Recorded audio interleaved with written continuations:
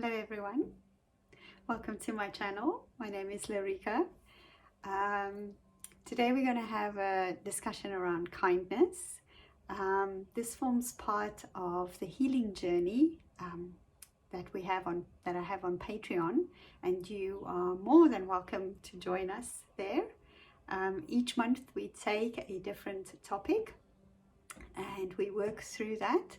We've had so far this year we have worked on new beginnings, on self-care, balance, gratitude, and for May we are focusing on kindness. So for me this is a very close topic this year, because I decided to choose, instead of having a New Year's resolution in January, I decided to have a word for the year that I would focus on this year. And the word for 2020 for me has been compassion. And I actually found that as this year has been moving along, I've really I've really found ways of living this word, living compassion, practicing compassion. And part of compassion, a big part of compassion, has to do with kindness. And so for me this is a very special theme, kindness. And so how do I see kindness? What do I think of when I think of kindness? For me, kindness isn't the big things necessarily. It isn't, big things are important too if you can do them, but it's not the big things, it's the little things. It's things like when you walk past somebody in the street and you give them a little smile, or at the grocery store you are kind and friendly with the person behind that's working in the store, the store worker. It's when you know a friend is sad and you take them a flower or a bunch of flowers. Those little things, making a cup of coffee for your partner, those are gentle, little, small drops of kindness that you can create in your life and pass them on to other people. And yes, you get a good feeling. Of course you get a good feeling. It is a nice feeling to do something nice for someone else, but they're also getting something good from it. They're getting a little piece of your love. They're getting a piece of you when you do these small acts of kindness. It's little drops of love that you spread across the world, across your day, through people. It's it's throwing a few seeds out for the birds so they have something to eat. It's not acts of kindness. I think the acts of kindness that have the most power, or are the strongest acts of kindness, are not that it has a hierarchy, but are the ones that you don't expect anybody to know about them. You just do them because you want to help, you want to give something back to the world as a thank you to nature. You feed the birds, or that's the kind of kindness that I think really shifts ourselves, and it doesn't feed the ego. It's not an ego trip of I've done this for this person, I've done that for that person, and here's the photo of me doing this. I mean, that's also good, that's fine, there's nothing wrong with that. But I think what the kindness I'm trying to grow for myself is the kindness where nobody knows except me, right? Me, and maybe me and the trees, because I'm sending them some healing energy, right? But I don't share that with everybody else. So for me, that's kindness in what I'm trying to grow kindness in. So for this month, when we on the Patreon activities that we are doing is I've created I don't have a copy, how bad of me, but I've created a sheet and an activity sheet, and I call it 31 Days of Kindness. And there are 31 actions that you can do. Little things like, you know, sending flowers to a friend that's having a tough time, sending a voice message to a loved one. What else is in there? Smiling at someone in the street, you know, those little things. Because I think sometimes when we start with these practices, they feel very forced, they feel very superficial and maybe even false. But the more we practice them, the more natural they become. It's like when you start something new, you know, you want to learn to,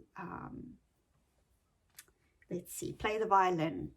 And initially you have to, you know, I can't play the violin, but you know, you see how they have to hold this under their chin, and you have this thing that goes, you know, this pole goes up and down, and you have to learn how to hold it right. You know, you always see them do this with their necks and then the arm, and that doesn't feel maybe natural.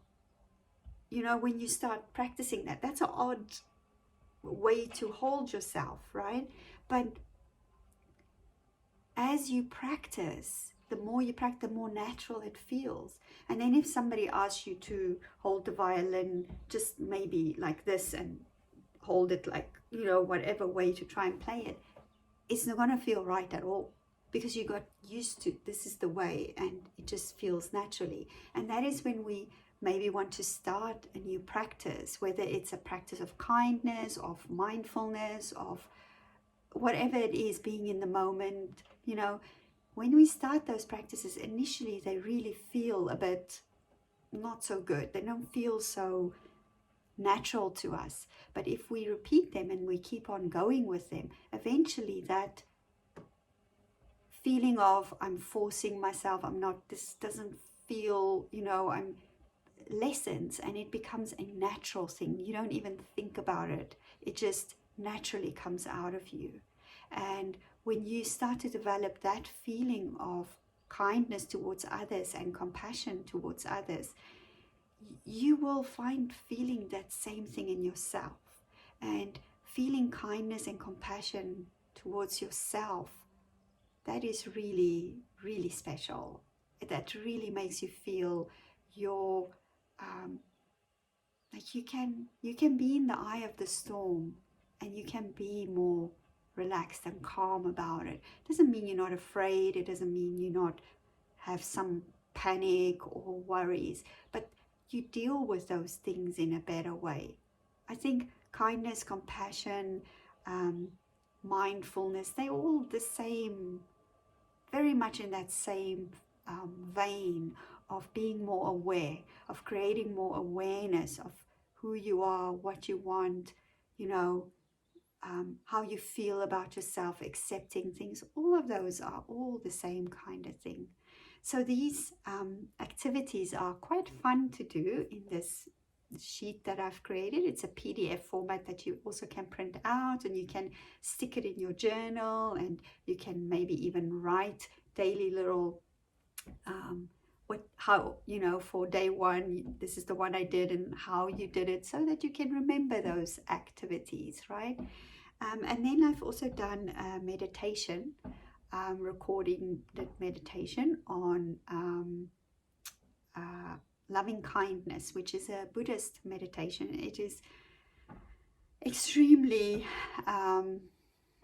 powerful meditation, and I really encourage you to try it out if you are subscribing to Patreon.